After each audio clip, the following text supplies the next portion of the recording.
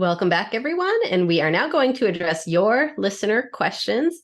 Michael has hung out with us to help us out with the admissions questions. And we're also now joined by our colleague and former Northeastern financial aid officer, Beth Feinberg Keenan, to help us out with the finance questions. Welcome, Beth. Thanks, Shannon. Thanks for having me today.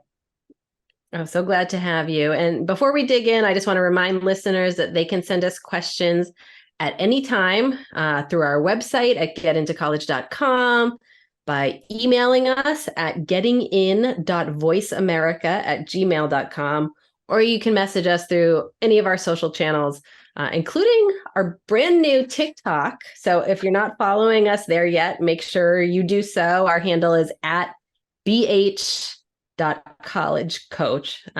at bh.collegecoach. The BH stands for Bright Horizons. Bright Horizons College Coach is our full long name. So definitely check us out on TikTok. We will get both Michael and Beth on there dancing any day now. So you got to stay tuned for that. But before we get to the dancing, we're going to get to your questions.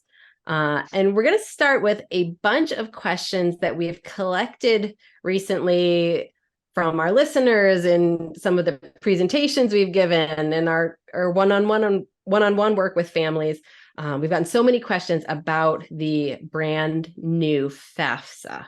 And we have done some full segments on the sort of big historic changes that are being made to the upcoming FAFSA. So dig into the archives if you want to learn more about that. But for now, we just wanted to do, or kind of calling a lightning round, short and sweet answers to a bunch of common questions that we've been getting about the FAFSA. Short and sweet is not necessarily our strong suit, but we're going to try our best to get to as many of these questions as possible. So I'm going to hit you one after the other, Beth. So you ready for these? I'm ready. Okay. First, when will the FAFSA be available? So the Department of Education, it said it's going to be available by December 31st, midnight. I am thinking that from just conversations that, we've had, I was just at a financial aid conference, and it's looking like it's really going to be towards the end of the month. Like, don't expect it, December 1st to happen, and all of a sudden the FAFSA is going to open up. But I would anticipate maybe it's going to be your holiday gift. If not, Right. Happy New Year. FAFSA will be available Right. by then. And that, just a little background, that is a legal requirement that the FAFSA be available. It's historically available by October 1st. It has to be available by January 1st. And it's looking like they're going to just squeeze it in by that deadline. So we know families will be able to fill out the FAFSA starting the end of December. When will the colleges actually receive their FAFSA data? So colleges are not going to start receiving FAFSA data until the end of January. So there's going to be somewhat of a delay that, like, you're going to have done it, and colleges aren't going to be able to import that information in until probably another 30 days after that. And that is unusual, just so folks know. Usually they get it within a few days, and this year, because of all the delays, and that was a recent announcement that there's going to be an extra month delay in all likelihood before the colleges receive your information. So families just need to know that, don't be calling a college the day after you submit your FAFSA and asking about your financial aid. They will not have your information yet. So it's going to be sort of a waiting game for families this year. If I make a mistake on my FAFSA, or I need to add another college, can I update my FAFSA after initially filling it out? So you can. But because of the delay of when schools are going to get it, families are not going to be able to make any type of corrections until February.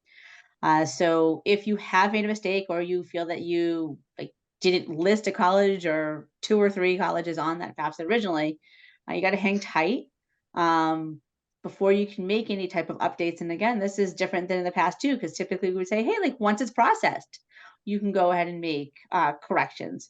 But as Shannon just mentioned, it's going to be processed, but schools can't import it until end of January. So therefore you can't start making corrections until February. If you really need to get some information to a college, and you've done your FAFSA, not adding colleges specifically, but you need to change something, maybe send an email to the college and kind of put that on your file. And then when it becomes available, then you can go back in and make that correction. Mm-hmm. And the part of that that's particularly worrisome to me is the inability to add new colleges until February. If, you might decide on January 2nd, I want to apply to a new school. Well, let me throw them on my FAFSA. I can't until February. They might have a financial aid application deadline of January 15th, and you've already missed it. Now, I'm hoping schools will be sort of generous with deadline issues this year because of all the delay on the Department of Education side. But I would say, in terms of a lesson to take up front, if you're even considering applying to a college, maybe put it down on your FAFSA.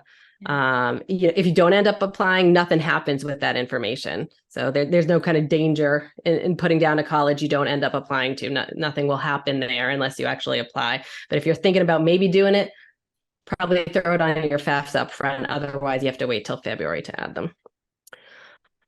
How many colleges can I have the FAFSA sent to? So this year, if you're doing your FAFSA online, you can list up to 20 colleges. So hopefully, again, what you said, Shannon, if you're just even thinking about a college, hopefully you don't already have 20 colleges that you're like, hey, like I'm going to apply to these 20. But if you have, 10 or 15 and you have maybe a school or two that you're not sure, doesn't hurt to add it because you have the space this year. And you're not going to have to worry about, well, I hope families aren't going to have to worry about how do I add more schools above and beyond 20? Because that was always a popular question before this year. Right. But before this year, the limit was 10. And if someone was applying to 11 or 12 schools, it became a pain in the neck. They've upped it to 20 to account for that. But let's bring Michael in for a second. Michael, should students apply to 20 schools now that they can? I typically don't advise that, no, unless there's some really special circumstances. Usually 8 to 10 is a pretty solid number, and it'll give you the options that you're looking for as long as you've done your homework on the front end. But it's a lot of work to apply to a school, and going beyond 12 usually results in negative results across the board. Yep, makes sense. Now, if you've got your 8 or 10 or 12 schools that you're going to apply to and you're listed on your FAFSA, does it matter, Beth, what order you list them in? For federal aid, it doesn't matter what order you list them in, but some states want their state college listed as the top school for state aid. And if you go to the FAFSA website, there is information on specific states that do want your state colleges listed there as one of the top schools. You can typically change it, and because of the delay, that shouldn't impact you getting state aid. So if you do need to switch it because you listed your state school as number 3 or number 10, doing that after February 1st should not impact you getting state aid or not getting state aid. Perfect. Now, when we talk about the new FAFSA, the term FSA ID comes up a lot. So what, Beth, is an FSA ID and who needs one? So an FSA ID is the Federal Student Aid ID. And it is a username and a password that applicants, students, and parents can use to electronically authenticate themselves and signing the FAFSA, signing student loans in the future. But who needs one? Each student needs their own FSA ID, and a parent needs an FSA ID. However, if parents have filed their taxes separately, married filing separately, or if you have parents who are not married, but you're both the biological parent of the student and live in the same household, you both need your own FSA ID. The only other caveat that I want to add there too is parents, if you have older children and you've already been doing the FAFSA for years with an older child, you do not need to get a new FSA ID. And if you, as a parent, are also in school and you've been filing the FAFSA, again, you don't need to get a new FSA ID to be able to complete the FAFSA with your college-bound student. Perfect. So if you're a parent who's either done the FAFSA for an older kid or for themselves, it's that same FSA ID. You can keep using that. But each kid needs their own, right, Beth? Yes. Each college-bound student, each student that's in college needs their own FSA ID. Perfect. And you maybe sort of touched on this briefly, but if your parents are divorced, who needs that FSA ID? Who needs to go on the FAFSA?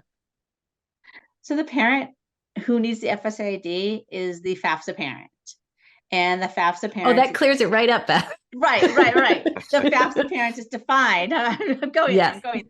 The FAFSA parent is defined as the parent who provides more support for that student. Support, financial support, right now is what we're going with, but there's supposed to be a parent wizard that you're going to be able to use when you're filling out the FAFSA to determine who is that FAFSA parent. But it is the parent who's it's the parent who's going to be filling the FAFSA out with the student, and it's that parent who provides more support. Perfect. I don't know, Shannon, awesome. Do you have anything else? I was going to say to add for that. That is a change from, just to clarify, it's a change from the past when your FAFSA parent has been the parent you lived with the most.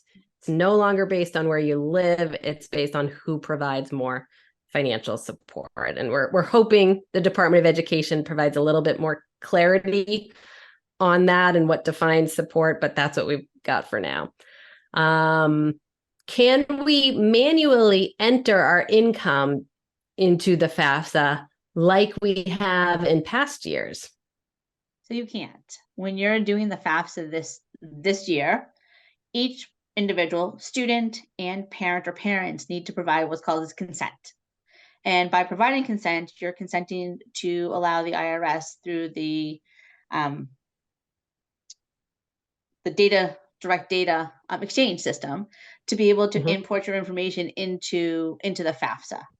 However, if you were a victim of identity theft and you cannot import your information in, or if you had a change in marital status since the time that you filed your taxes and you're not able to import your information in, they will give you the option to manually enter your information in, because it will do its process and say you can't use the direct data exchange.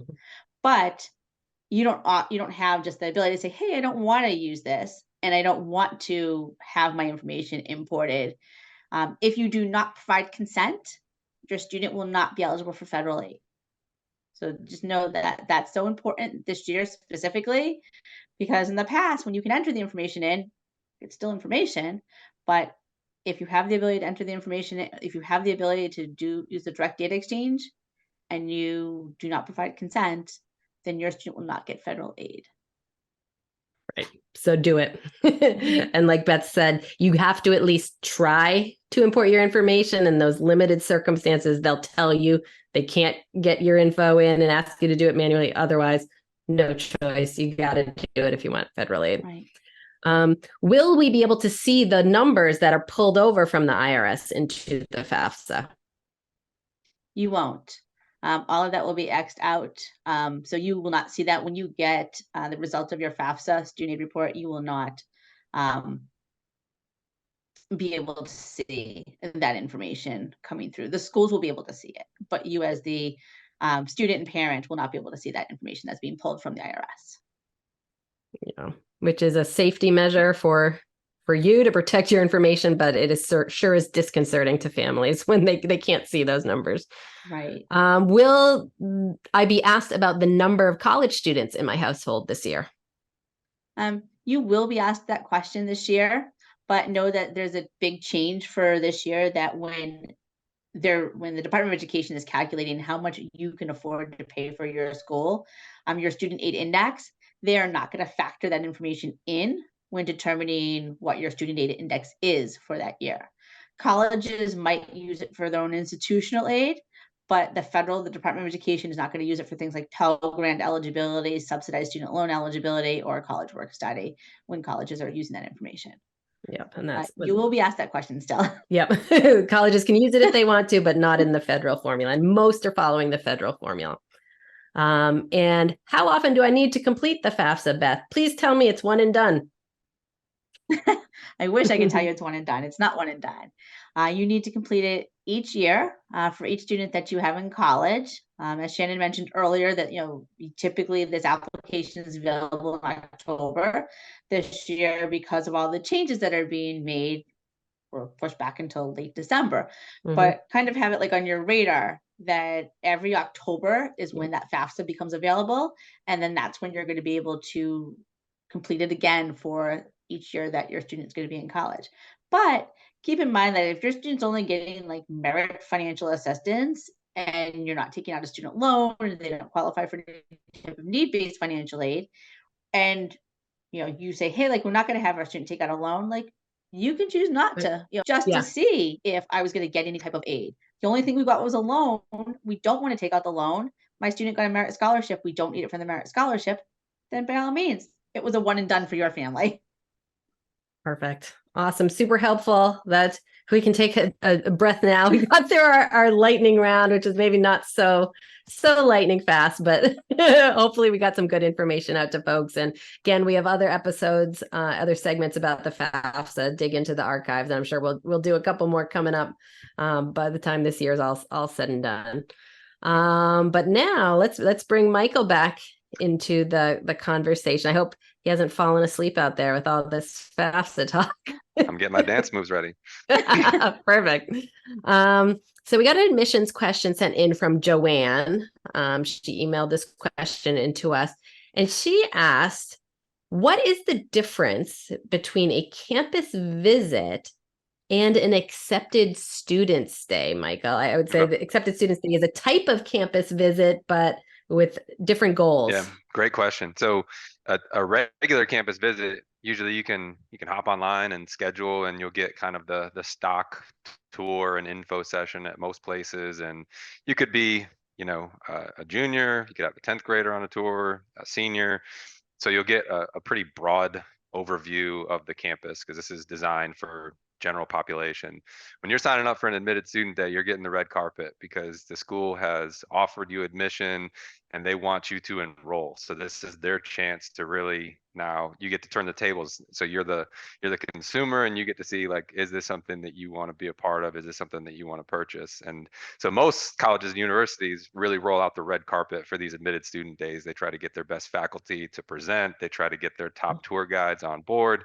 Everything kind of rolled out to really help you make that final decision of, do I want to attend this institution? So you're going to have access to student financial services. You'll have access to, like, the orientation office. Anything that you want on campus is probably going to be open to you to some extent. And so they can be really critical in a student that's deciding between a couple of campuses, as far as, like, making that final choice as where you want to be, where you want your home to be.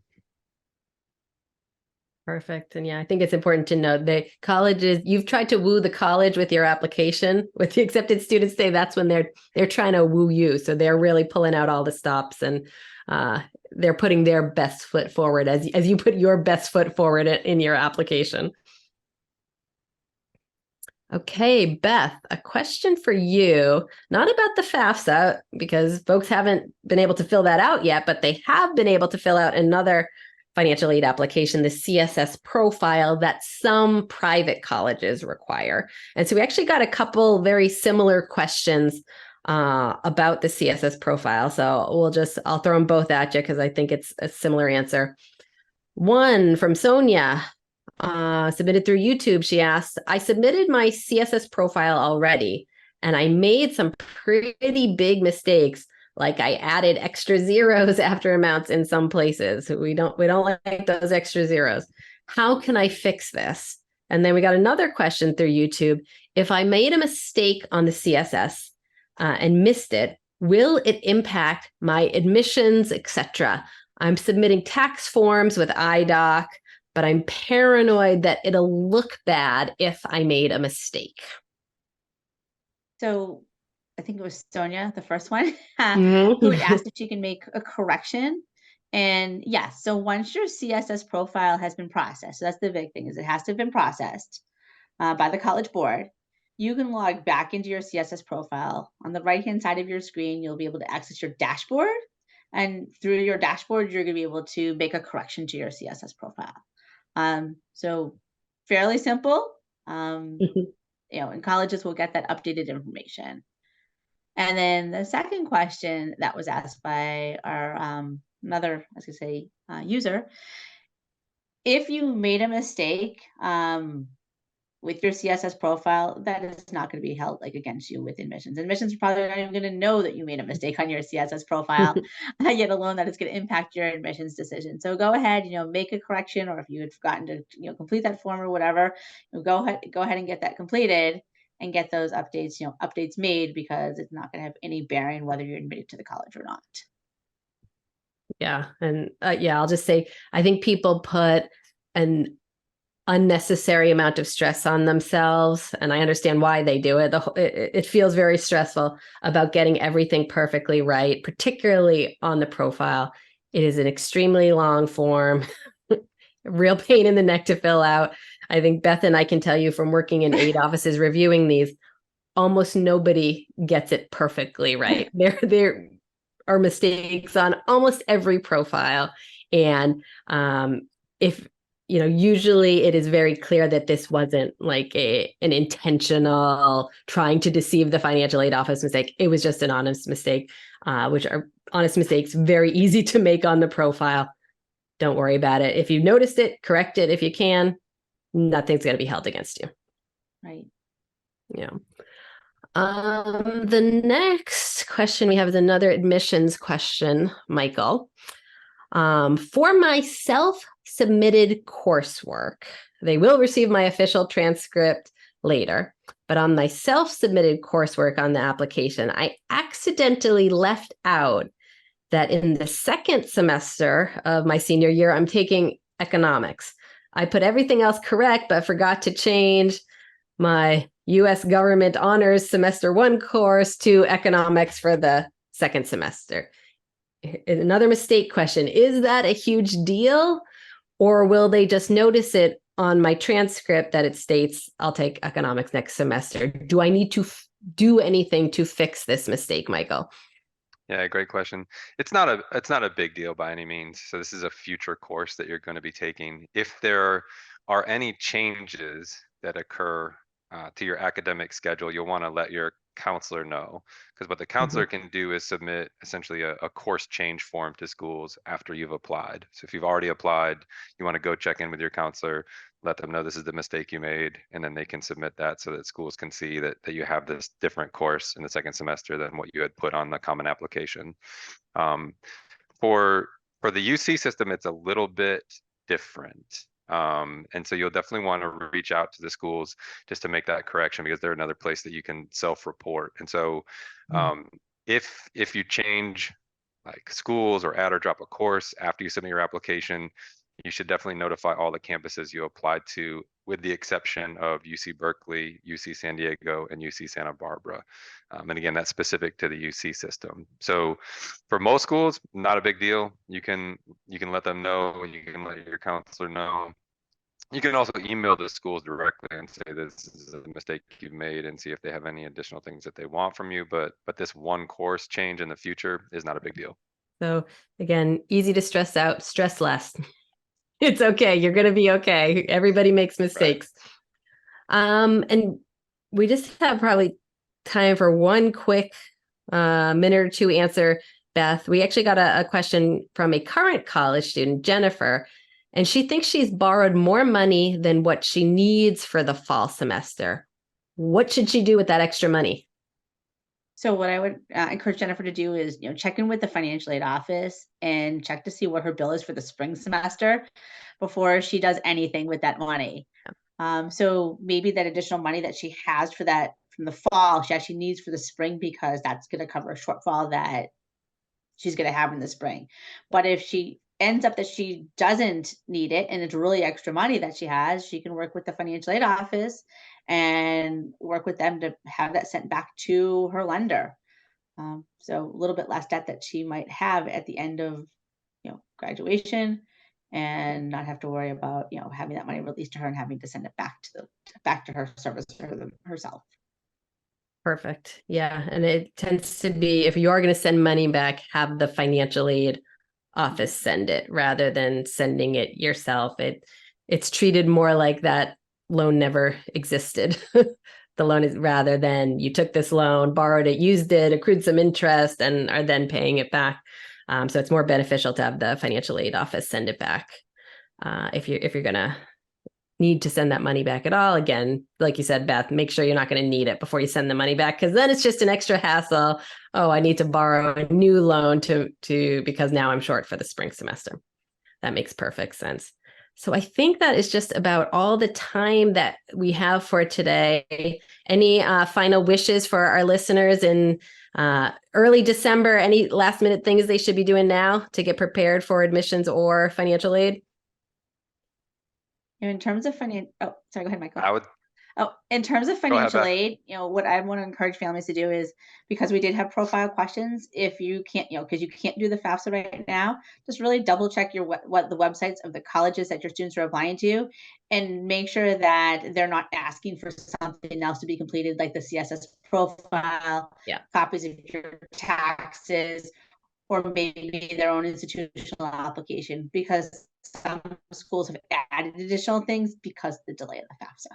Perfect. Any 10-second wishes, Michael? Get all of your regular decision the new year to try to sneak back in with your counselor and get things done.